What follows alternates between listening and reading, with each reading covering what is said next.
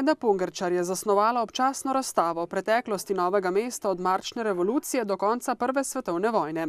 Z raznovrstnim muzejskim gradivom je na izviren in zanimiv način ponazorila življenjski utrip Novomeščanov v tedanjem času in obiskovalcem omogočila dober vpogled v preteklost mesta ob Krki.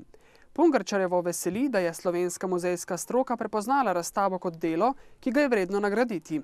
Vsekakor sem vesela pa tudi zato, ker je pri tej razstavi in spremljajočih dejavnostih sodelovalo več ljudi, zlasti sodelavci iz Dolenjskega muzeja in oblikovalka, in naše skupno delo je bilo prepoznano kot tako dobro opravljeno, da ga lahko nagradijo.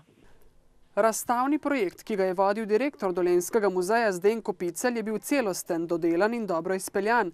Razstava pa pomeni presežek tako v slovenskem zgodovinopisnem kot v muzeološkem smislu, je med drugim zapisano v obrazložitvi nagrade.